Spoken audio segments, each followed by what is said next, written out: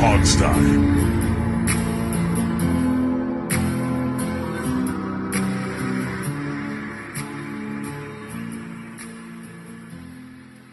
Hello, everybody. Welcome to another edition of the Hog Sty. It is I, Alex East, your host, or not. So Alex has abandoned us.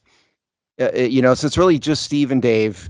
Alex has decided to go on vacation, which is, I think, a poor excuse to not do the show, to be perfectly honest, but there's nothing we can do about it. So how are you, Dave? Oh, I'm fantastic. I'm sitting here with my Christmas Story shirt on today with the What does leg that lamp. say? Eagles, what? What does that say? Eagle, stop it! It's fragile, or fragile. It legitimately looked to me like it said Eagles. I Oh was no no not. I no was being serious. I thought it was some like insulting Eagles shirt you were wearing. no. Well, we are recording this on Christmas Day because we have nothing better to do than record on Christmas Day. No, we do. We were, to our credit, we were going to postpone this till Thursday, but both of us decided we could knock this out on Christmas Day. Yes. But I hope everybody had. If you celebrate Christmas, certainly hope you had a great one. It's certainly my favorite holiday of the year, I think. So, what was your number one thing you got today? I've been playing a lot of golf recently. And Okay. so my kid and I, my younger kid and I have been playing a lot of golf. And so I didn't have a rangefinder. And so they got me a rangefinder. So that is something super cool that I can use. That's cool. What about you? Well, I got a lot of cool, unique things, but the one thing that see, we go on cruises every other year, and the Oh, one I thing didn't that know.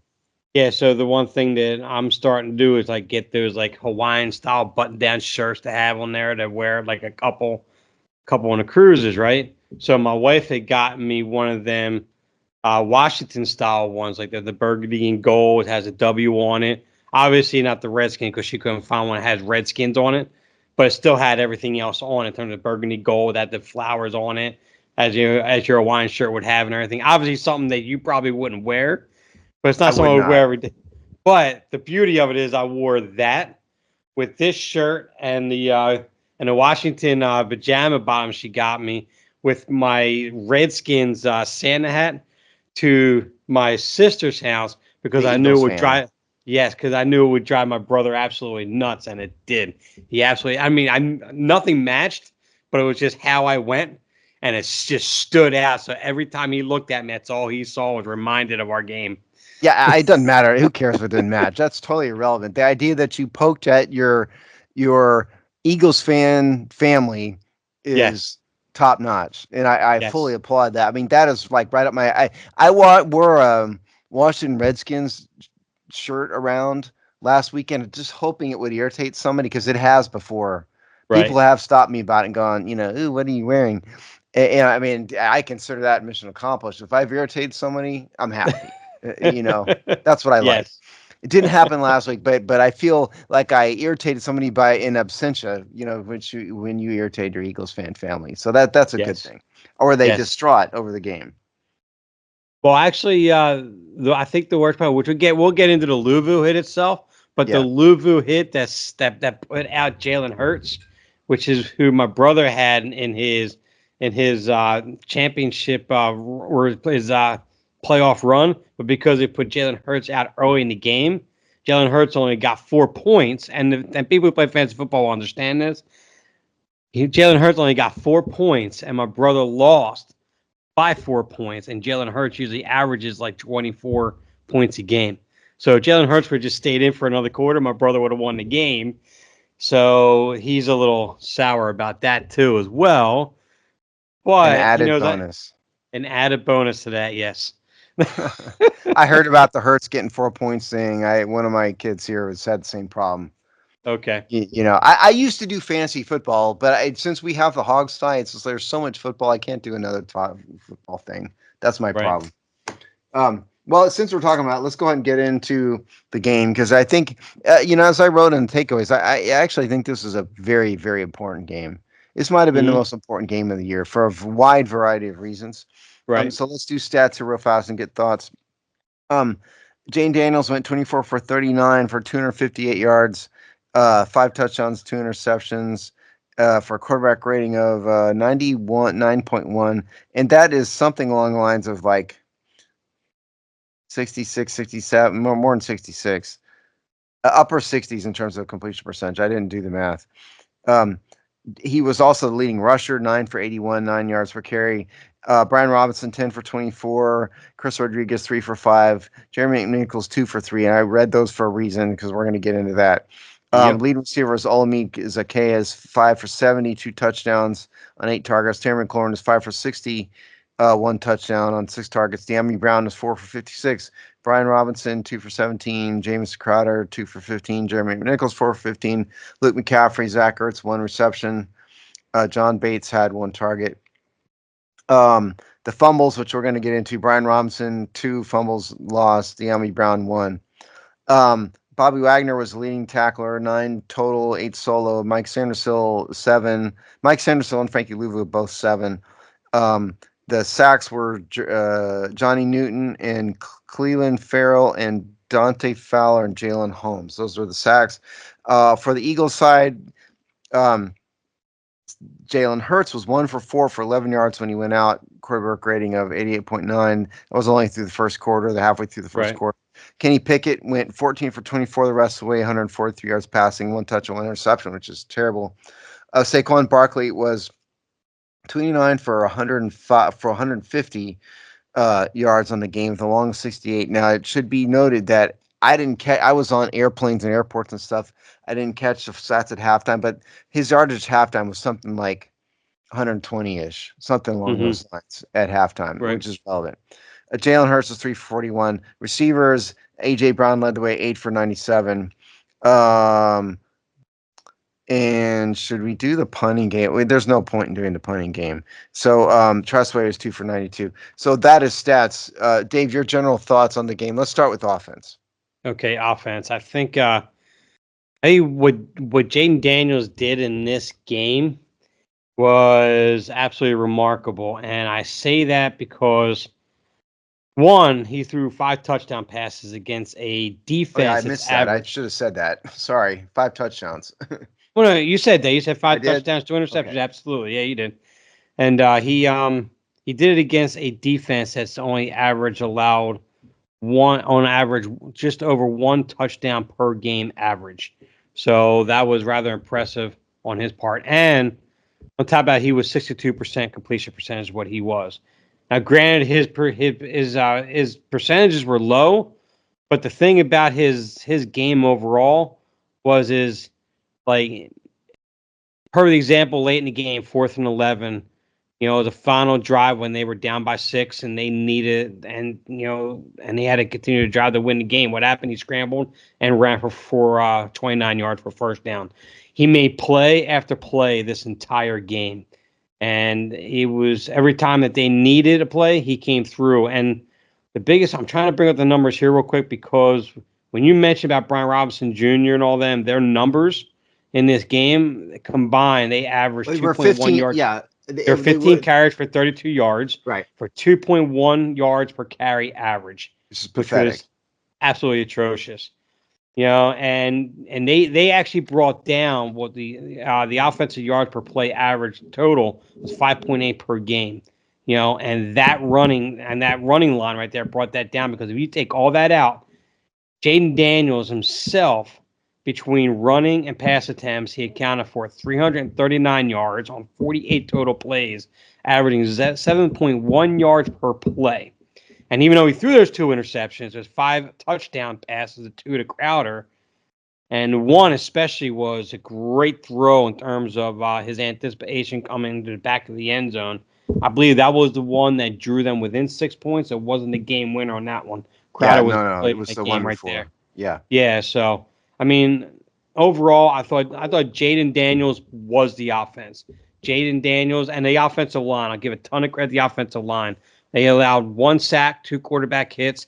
And what was interesting is this season coming in, the Eagles' average for quarterback sack percentage rate was 8.06. And in this game, I believe their average total wound up being just under 5% 4.04% is what I figured in terms of just this game alone. So they were not 1 sack for 39 pass attempts. Right. So And Jayden Daniels wasn't really rushed. In fact, even his first interception was a great read to Luke McCaffrey, but the ball sailed on him. It was a So bad pass. Yeah. it was a bad pass. So it was a great read, hard pass. So I mean, I thought Jayden Daniels, I think he took that next step in this game on being a clutch and trusted quarterback where when you need a play, he's going to give you the play. And it's not just with his legs either. It's with his arm when you need to.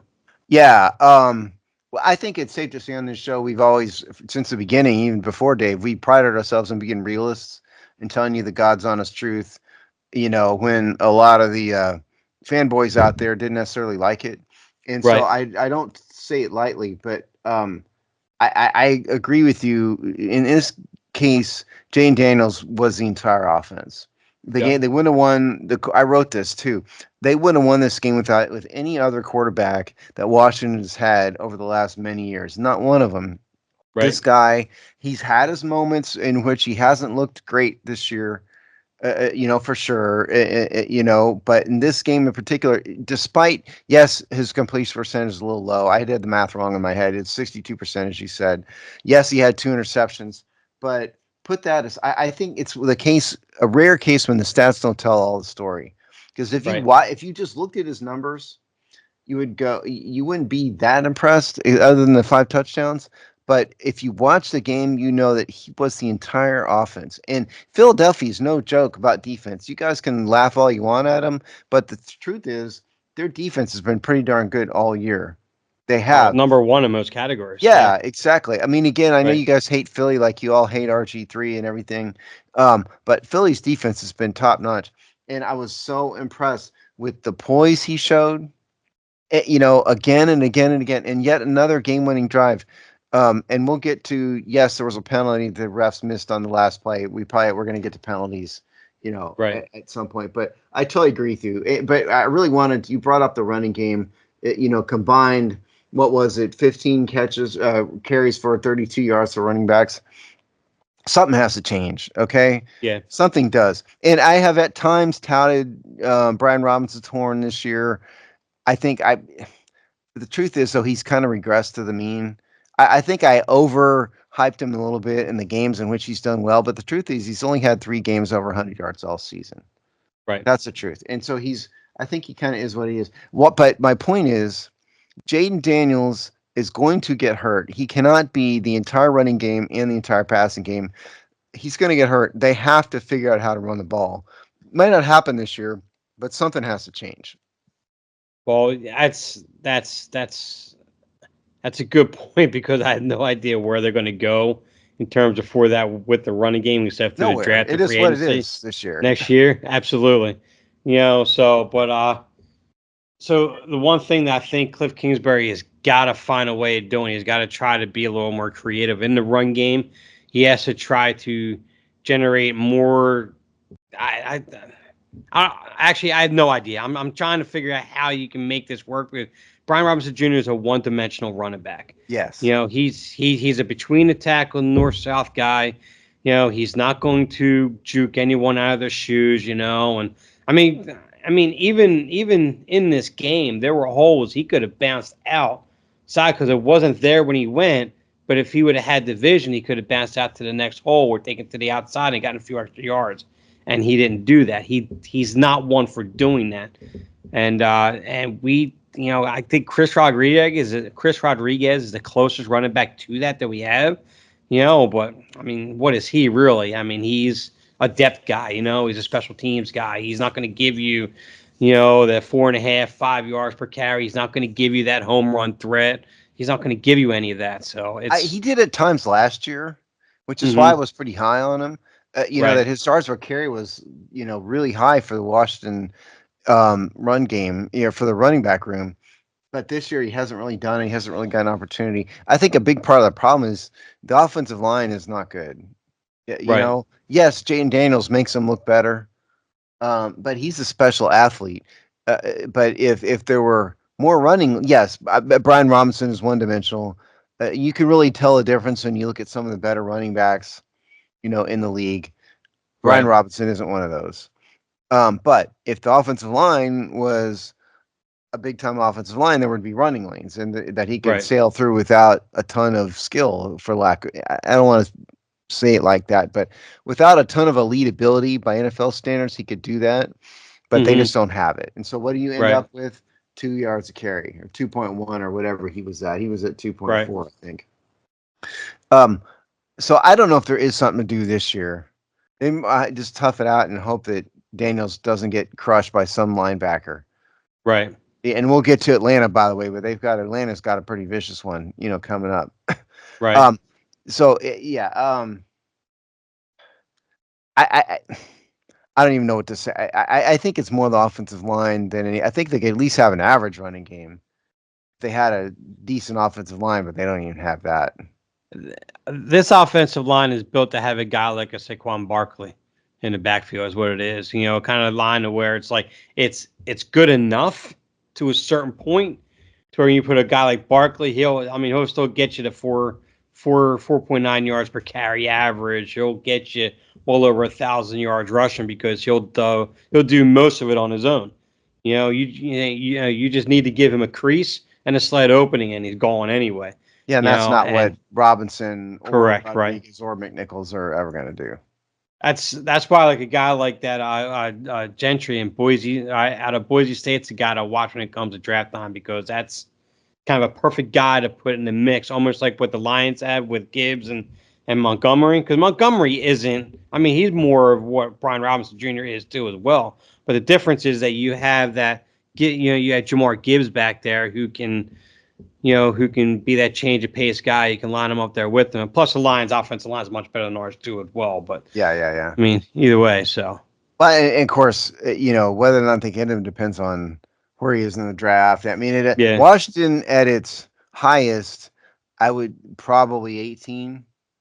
At the highest in round one, I would say. If they're a playoff team and they were the last rated playoff team, we'll get into this. That puts them at 18. So that's what you're looking at. So I don't know if he would be available at 18 or not. Right. That's running game, and I also want to recognize Olamide Zaccheaus, who had a big game. He came from Philadelphia, 2 touchdowns by his standards as kind of a backup production level player. This was a pretty big game for him. 5 receptions, 70 yards, 2 touchdowns. He's been over 70 yards a couple times in his career. And he's had 2 touchdowns one other time in his career.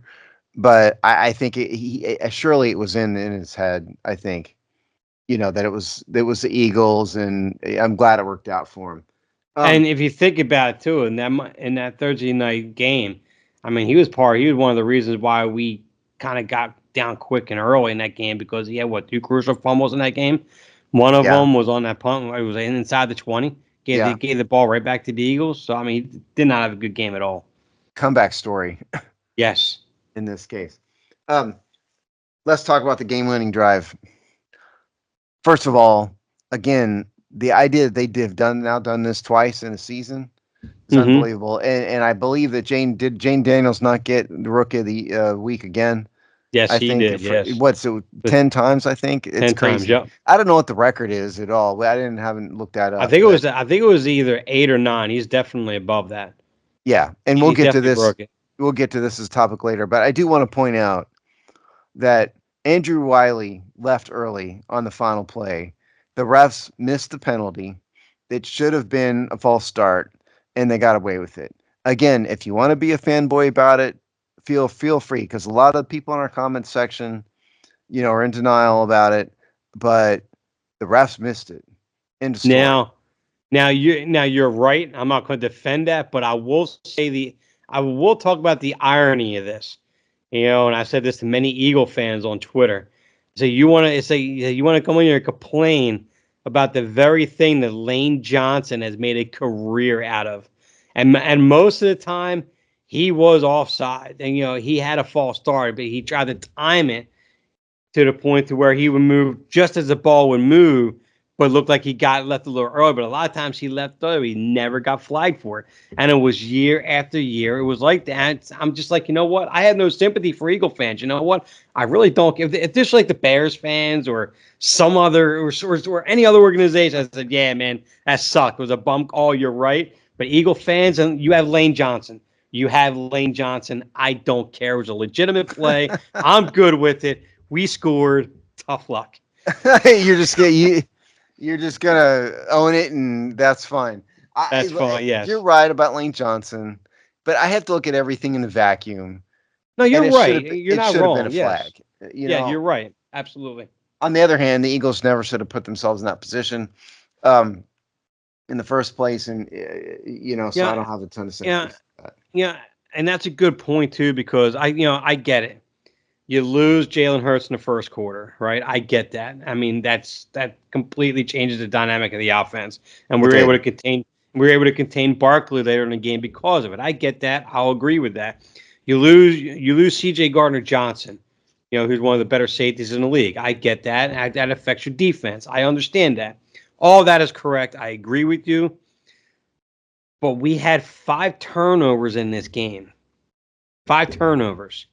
And yet we are in a position in that late in the game against one of the best defenses in the league.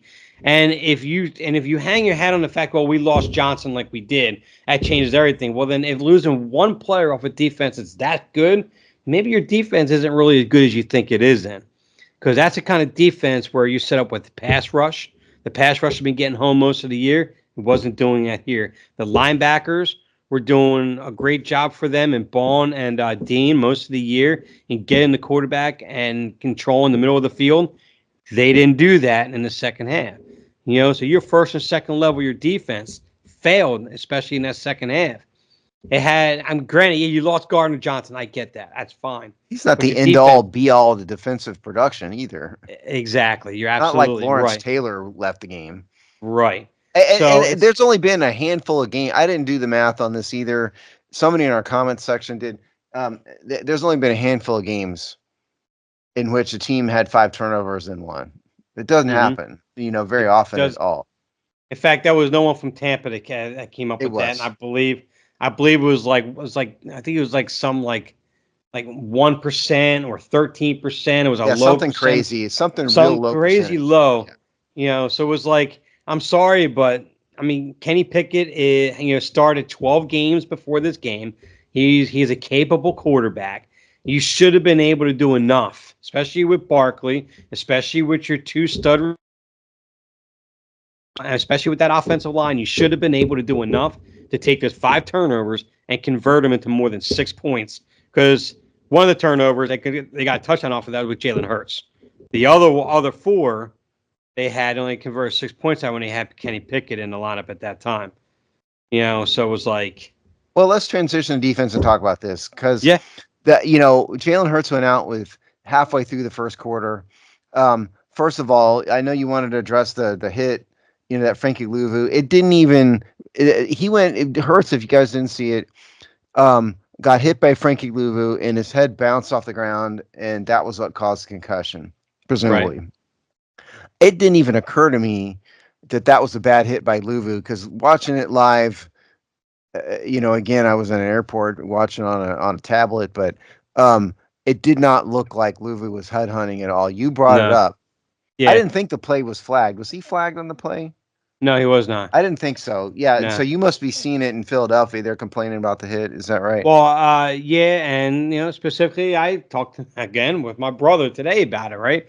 And I knew it was going to come up a conversation. I actually did a screen record of that play so I could go frame by frame and super slow and show anybody that wanted to look at it. When you watch it, it was shoulder pad to shoulder pad. The helmets never even touched each other.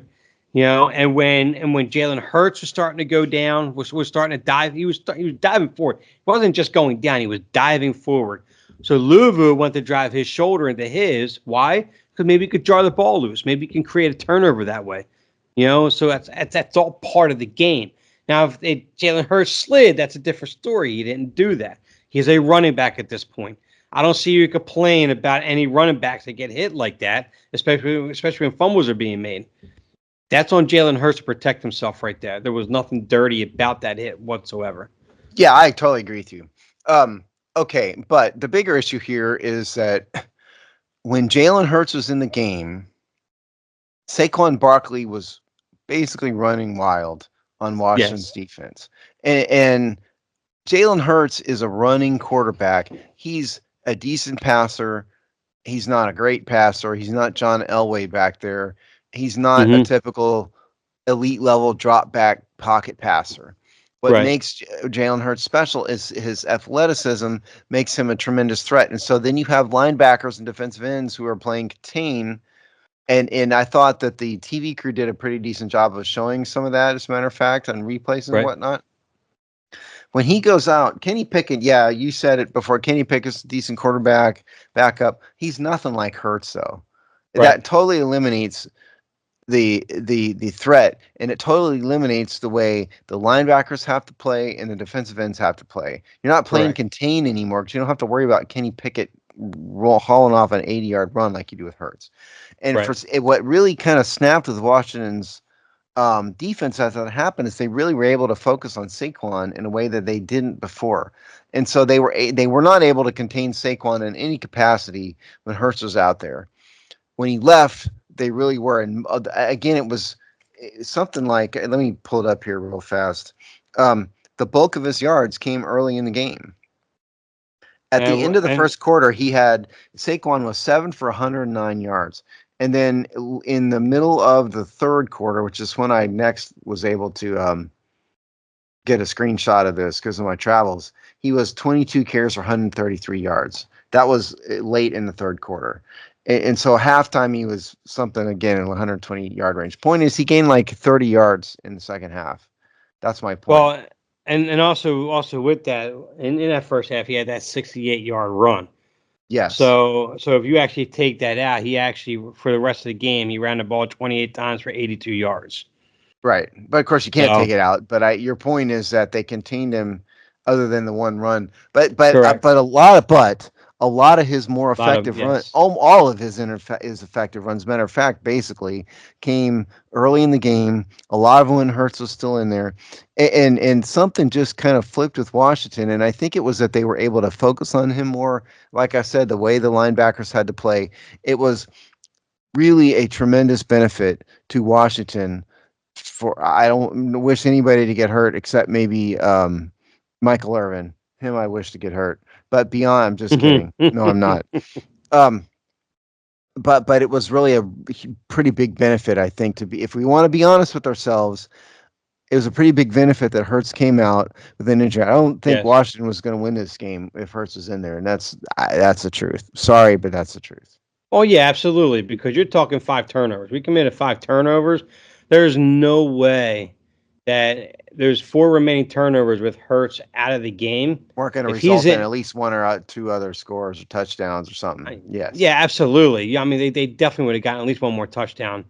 Out of that, and if you look at that, you're talking about that final drive. That final drive of the game is probably when they get in the end zone is putting them within one score, and then next thing you know they have to do an onside kick try to recover, and we know the likelihood of that. So Yeah. I mean, Hurts still in that game would have would have killed Washington for all them turnovers. But see, that's also the thing too. With all them turnovers, if Washington doesn't commit all these turnovers and the way that Jayden Daniels is playing this game, and I don't even care if Gardner Johnson's in this game or not. I really truly believe that that Daniels still would have had the game that he had going down the stretch. You take the turnovers out of the picture for a team that doesn't turn the ball over this year, which was great because I think they had a total. I think they had a total like 8 turnovers all year. I think it was or something like that. It was like 8 or 9 turnovers all year, and here they commit 5 in one game. I mean, it's just something they don't do all year. And if they were able to control the ball, I think Daniels has this offensive position to win the game at the end of the games with all that. But see, that's the thing. It's all part of the game. I It get all that. is. I mean, it's kind of like saying if you didn't make a mistake, Right. doing the math problem, you would have gotten it right. I'm just making that point because I don't want to also gloss over what Daniels did in this game. Oh, no, no, no, no. I know. It's just He put 36, irrespective of the defensive performance, he put 36 right. points up Yeah, against the top or one of the top defenses in the NFL, despite turning the ball over 5 times. It's right, pretty incredible. There's a reason Trustway only punted two punts. right. But so back to defense. So I think that's the big takeaway is the focus on Barkley that really limited his effectiveness. The other topic I think that is worthy of discussion on this defense is Marshawn Lattimore.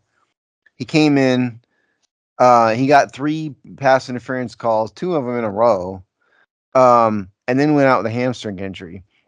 I have a feeling you and I are going to maybe disagree on the PIs, at least some of it, but putting those aside, I think he actually showed a lot of talent and he did better than people might think. He really stuck with, first of all, he was traveling with one of the top receivers in the NFL. If you notice that Right. Washington never does that, at least the old version Right. of Washington, Yeah. Marshawn Lattimore traveled most of the game and stuck with a top talent while he was out there. I thought one of those PIs was really ticky-tacky and kind of silly. I thought the other 2 were legit. But I know you want to bring it up. What'd you think about him? The first pass interference call that was made. When you actually looked at it, you saw AJ Brown's full hand down his shoulder pads, and he was literally pulling him down. It got to a point where Lattimore was actually starting to come forward, and when he came forward, that's when he wrapped his arm, and that's what the ref saw. The ref saw is you wrapping the arm. That's what the ref saw. That's what the ref saw. But what was right there was, AJ Brown was literally basically grabbing him, holding him, and dictating where he was moving. And to be honest with you, the fact that Lattimore was with him step for step, that could have been a chance for an interception at that. Well, that's what I was saying. Right, by the way, Lattimore stuck with him step for step while he was out there. That's what my point was. Right. And the second pass interference call, there was a lot of incidental contact, and it looked like Lattimore more or less tripped up over his own feet than he did A.J. Brown, and there was a lot of incidental contact. That one I thought was real ticky-tack. That one, I think there should have been no flag or a flag picked up on that one at all, all together. The third one, that was all Lattimore. He wrapped him, he hooked him on the side right there, and he redirected A.J. Brown's route and everything. That third one was a legitimate one. And I was thinking the second one was the one I thought was a bit questionable. Yes. So, and that first one, if anything, to me, the ref has to see what A.J. Brown's doing right there, because you see his hand down that pad, he's pulling it down. You actually see him leveraging down, and Lattimore almost falling forward. That's why he grabs his arm. I'm sorry, but I know your point. See that as an official. I mean, refs are going to call it, though, right? A lot of times. But don't get discouraged on Lattimore, people. That's kind of where I was going with it. I thought he did fairly well. Certainly, he's clearly an outstanding man-to-man coverage guy. If you never watched him play and you watch that game, put the penalties aside. Yeah, they happened. 2 of the 3 were probably legit in my view. Dave thinks maybe 1 of 3 was legit. But put that aside, he stuck with in press man coverage most of the day until he went out with an injury with one of the top receivers in the NFL. And that is what you want. Now, I don't know if he's going to play next week. We'll get to the injury report, when we hit Atlanta, but I mean, he didn't practice Wednesday. Have you heard anything about the status of his hamstring in your Twitter following? No, I haven't seen anything at all. I actually haven't been on a great deal today, but it's Christmas Day, so right. So we don't know. We're recording this on obviously Wednesday, Christmas, so we don't know. We'll have to follow that along. Okay, what else on defense do we want to highlight? There was one more thing I wanted to get to. I stumped him.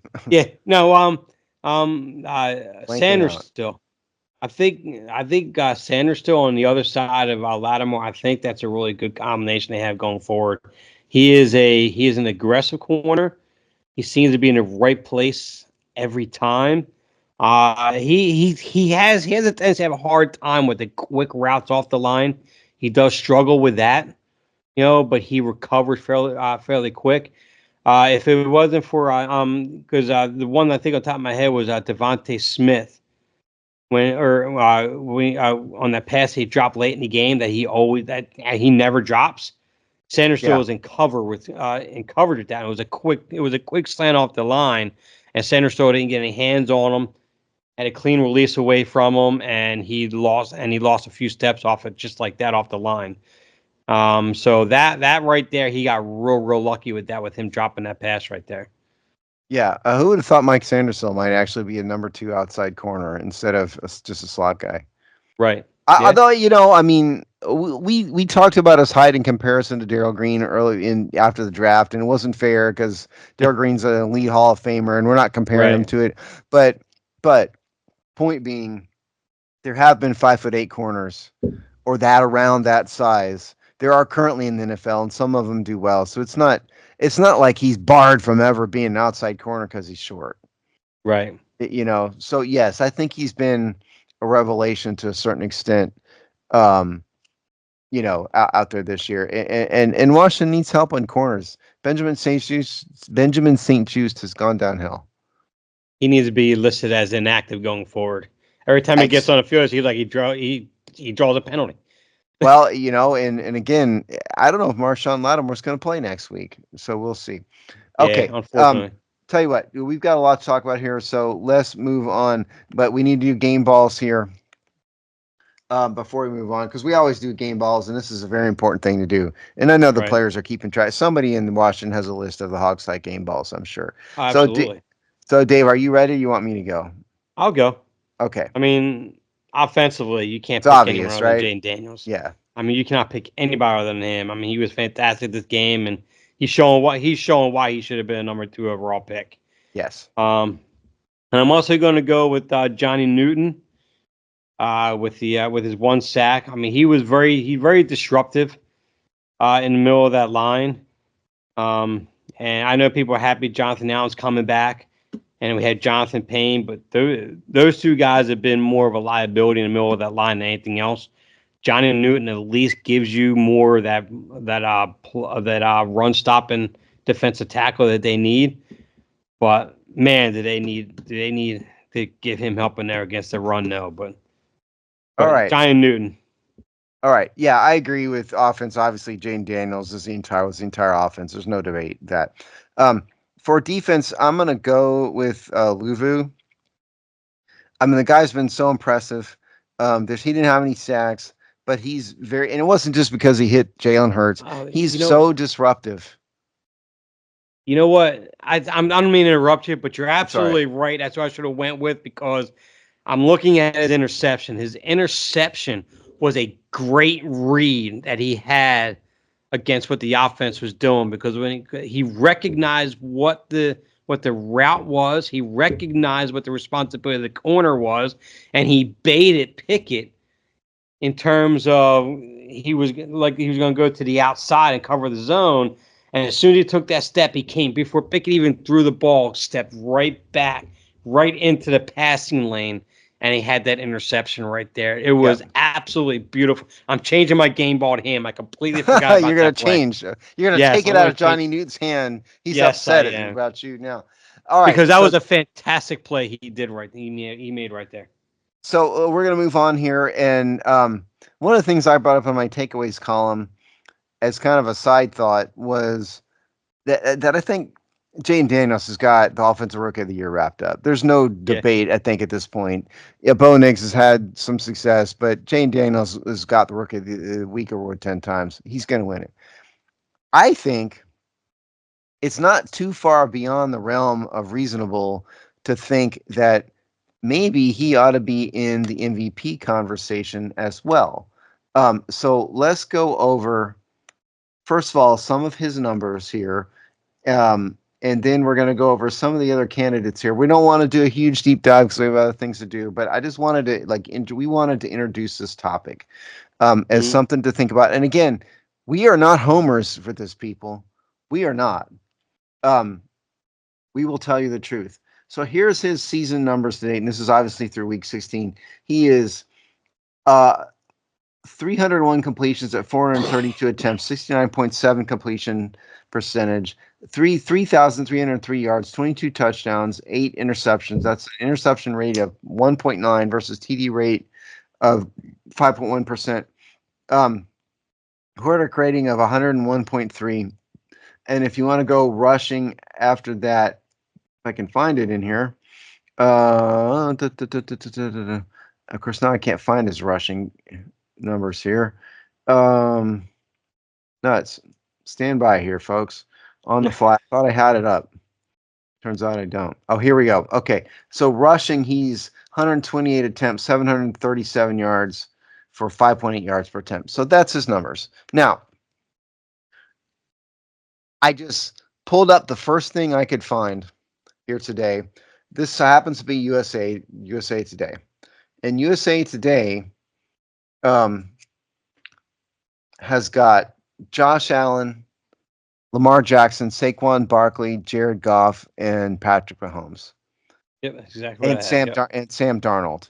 So in those 6 in that order as their MVP. They don't even mention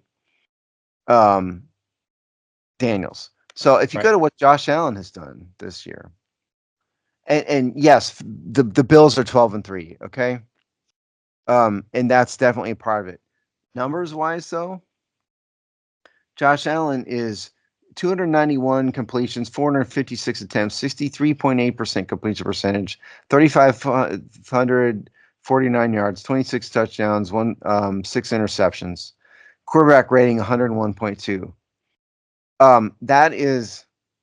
Oh, and let's go rushing because he's a rusher here too. So rushing, he is 97 carries, 514 yards, 5.3 yards per attempt. Daniels has better numbers than him in some of those respects. He's got fewer passing yards, but a higher completion percentage, tiny bit higher interception percentage, but in the same ballpark, and almost the exact same completion percentage. I'm not going to read everybody's, but Lamar Jackson, as we record this, they just demolished the Texans 31-2 earlier today. And, he ran for a 50-yard touchdown. Lamar Jackson's crazy. He's got a 67% completion percentage. Best TD percentage of his career. Quarterback rating of 120. Lamar Jackson, and rushing wise, he's a little bit lower rushing wise than he is in some other years. But still, he's still Lamar Jackson, averaging 6.9 yards per carry. Saquon Barkley has over 1,800 yards rushing with 2 games to go. And he is averaging 5.9 yards per carry on 314 carries. That's crazy. Jared Goff, who is the Detroit Lions, he's turning the Detroit Lions around.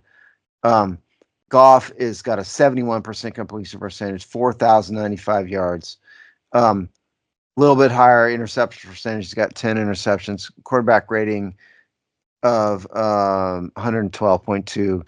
And then the last one is Mahomes. Obviously, he's going to be there. They're 15-1. 66.9% completion percentage. Pass for 3,600 yards. Quarterback rating of 91.2. A little bit less in numbers wise. So I think Jayden Daniels fits into that category, generally speaking. He ought to be mentioned in it. Lamar Jackson's probably the leader in the clubhouse to me, not Allen. Yeah. What do you think? Well, I look at it this way. I look at the team and supporting cast. Darnold, he has Jefferson and Reed with Jones with Jones as his running back with a good defense and solid offensive line. That's Sam Darnold right there. You have Patrick Mahomes. I mean, he's always going to be up in that conversation, and we know how great he is. Jared Goff, I mean, probably one of the best tandem wide receivers in the league, with probably the best tandem running back in the league. By the way, with the best offensive line in front of him. I mean, there's a lot there for him to succeed. And granted, he's succeeding. He's having a great year. Now, I don't want to take that away from him. Saquon Barkley running behind the best offensive line in football, with probably the best tandem of wide receivers, with one of the best dual threat quarterbacks in the league. I mean, Saquon, he's great. He's a stud. I get that, but that situation there, and if you take Barkley out off of that team, off that offense, I think the Eagles have like 2 or 3 more losses. So he is a value on that team. You know what I mean?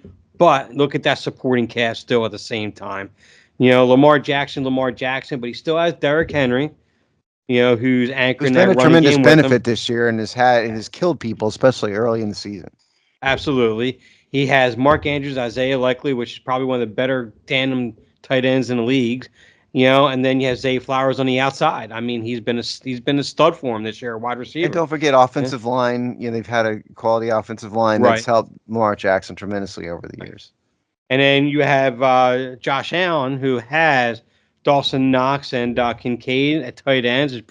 That's probably the best tandem of tight ends in the league right there between those two. His receiving core, I'm going to butcher his name, is Rashid, I forget his last name, something like that.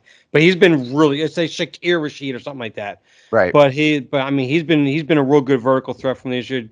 James Cook has been a great running back for him this year. So these guys all have a supporting cast around them. Not to say they're not great players. They absolutely are. I don't want to take that away from them. But if you look at what Jayden Daniels has done for Washington with his supporting cast, the offensive line, no running back. Outside Terry McLaurin, nothing but journeyman receivers to include the tight end position. If you take any one of these guys off their teams, yes, they might struggle right around 500. A couple of these teams might still maybe push for a wild card spot or whatever, right? If you take Jayden Daniels off of Washington, do they win more than 4 games this year?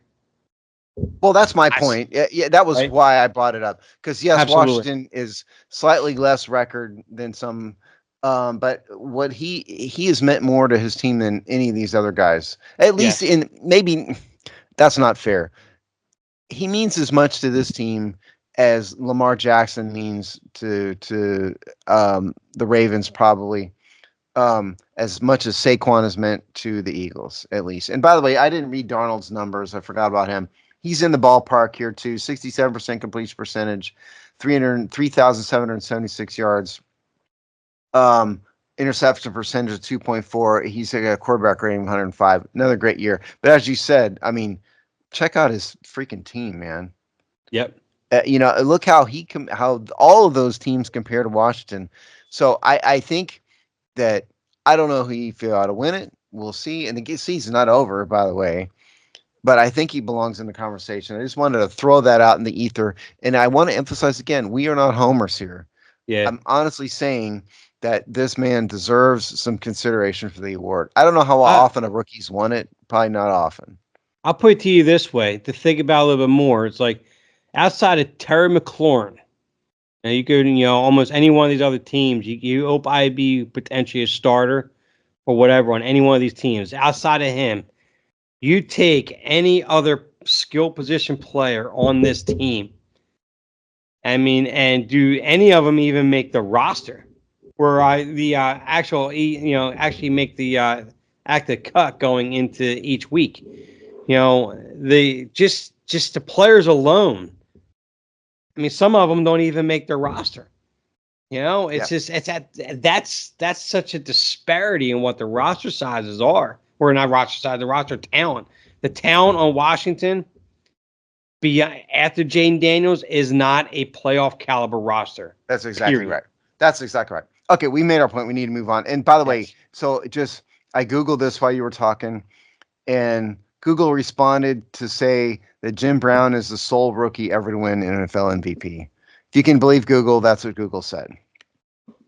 Sounds good to me. Yeah. All right. Playoff scenarios. And this sort of leads into the Atlanta game. If Washington beats Atlanta, they're in. Now, that's not really the question, though. The question is, where are they going to be seated and who are they going to play?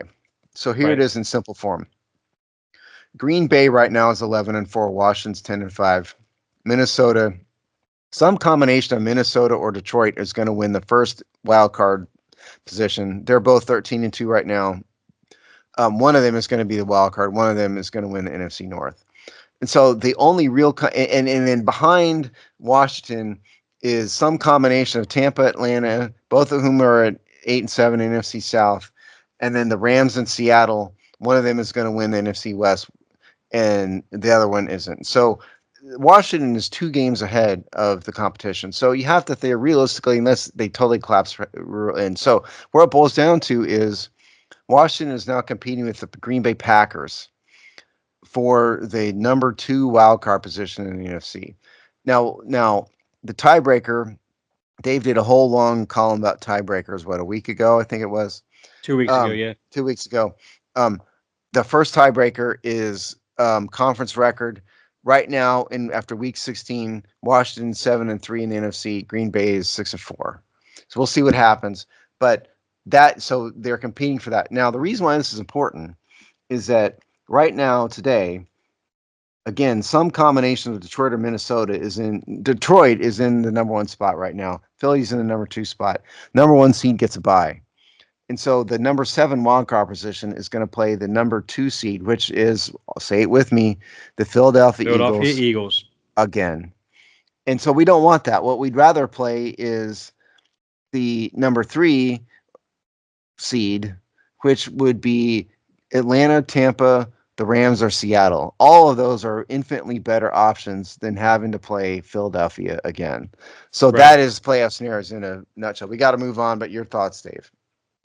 I'm with you on that. I would very much rather see them move up to that number 6 spot, slide into there, and I think ultimately they'll be the Rams at number 3 spot most likely anyway. And I would love to go out there and play the Rams as opposed to coming up here to Philly and play them. That would be the most ideal way to go with that. Yeah, well, and of course, if you think Rams will be number 3? Yeah, I think they're going to ultimately want to win in that division and be number 3. Yeah.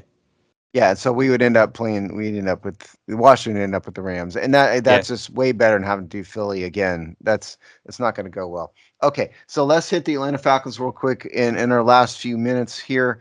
So Atlanta, this week's opponent. Tell you what, you go ahead and start, and I'll do my normal keys to this game. But what are your thoughts on Atlanta? I didn't really do much in terms of what their defense has been this year. I think their defense, on the most part, has been kind of middle of the road most of this year. That's fair. I think they've been pretty solid against the run. I think they're more susceptible against the pass this year, on the most part. But I think either way, I think they're a pretty well balanced unit. I think they will get after the quarterback, and I think you had mentioned they had a pretty nasty running back. We're not running back, linebacker in that defense. Yep. As far as Washington, they have to protect Jayden Daniels coming into this game. I agree with you 100% with that one. We talked off air on that one. Jayden Daniels cannot be the sole source of the running game. He has got to get some help. However that may be, even if you have to take one of your offensive linemen and make them a fullback and block for Brian Robinson You're Jr. You're really going off the beaten path now. Because there's really no answer. I mean, Chris Rodriguez, he gives you some splash. He'll give you a splash play every now and then, but he's not going to give you what you need on every down. So it's like, but you can't. But we can't have Jayden Daniels be the focal point of running game. Defensively, you have to shut down Bijan Robinson. You have to attack him. Kyle Pitts is a freak tight end, but again, well underperforming what his talent level is.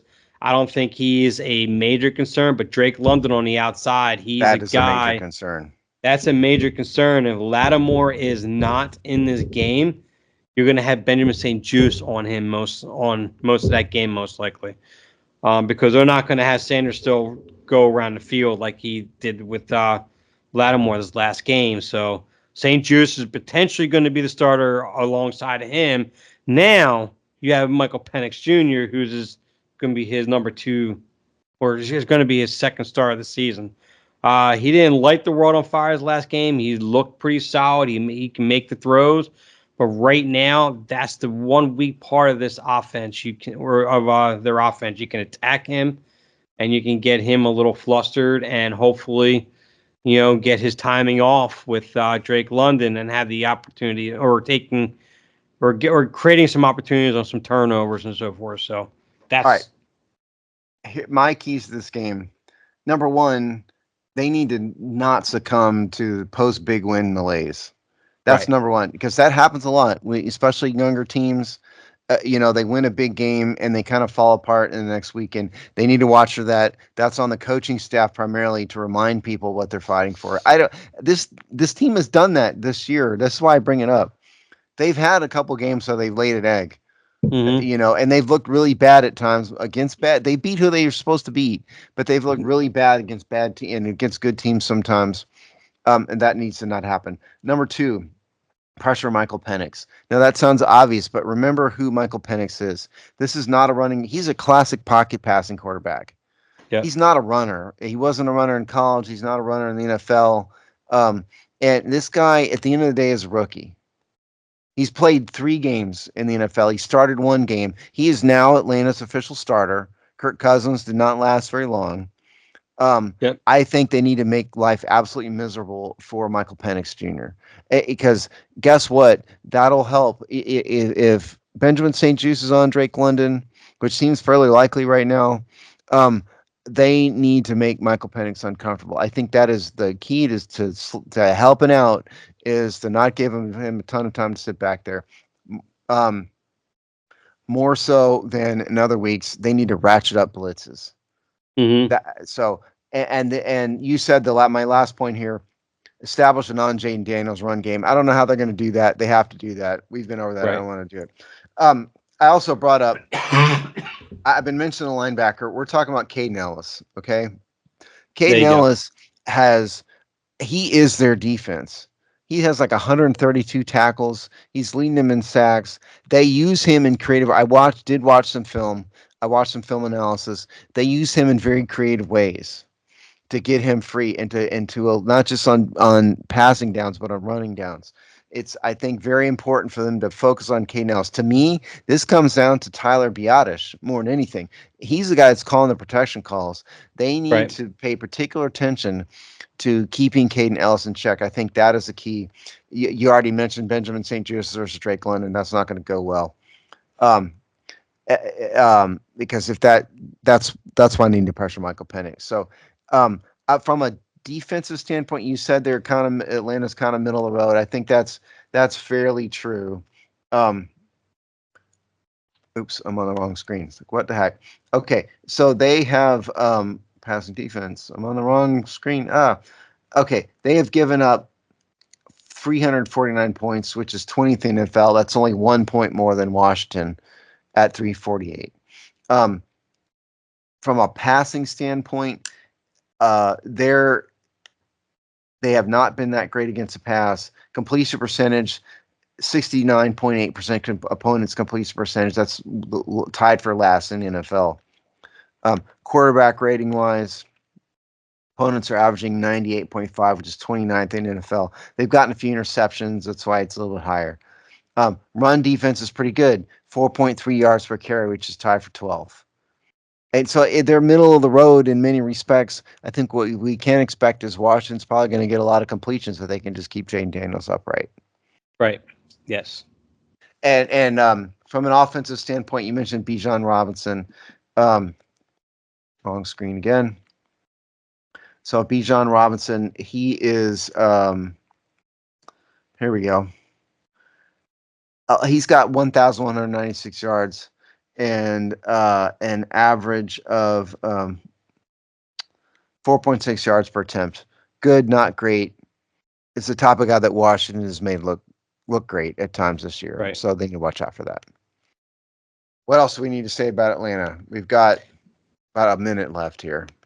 I think Atlanta is a team that is, they can definitely put up a lot of points on you real quick and real early in the game, especially with Mooney on the other side because he's another really good receiver on the other side. But if you just get Penix Jr. and that pressure you're talking about, I think we'll help neutralize those receivers that way. So I don't I think Atlanta wins because Washington beats themselves in this Is that? game. Let's To just be do honest, predictions. Is that your prediction? yeah, I think Washington will actually win this game pretty handily. To be honest with you, Oh, I I think thought they're you going to said be. Atlanta wins. I thought No, I no, no, no, no, misunderstood you. no, no, no. I say Atlanta wins only because Oh, Washington beats themselves. yeah. That's it. What's your Uh, I score prediction? I think it's going to be like a 32-21 type game. Washington in this game. Okay. Yeah, we're kind of thinking the same thing here. Washington, history of this season shows that this is a team Washington should beat. It might be a tough game, but there have been a couple teams that have put up a lot of points on the Falcons, and so their Yeah. defense can give it up. Falcons have not scored a ton of points, so I think this is if Washington does what we're suggesting, and most importantly does not collapse because they're still basking in the glory of last week. I think I wrote down 34-24. So in the same ballpark as what you're talking about. All Okay. right. So that's our prediction here. We are out of time here for this week's edition of the Hog Sty. Alex will be out one more week and then he'll be back just in time for our probable playoff game. So that is it. And we will see you next time on the Hog Sty. Yep. Merry Christmas and have a great New Year.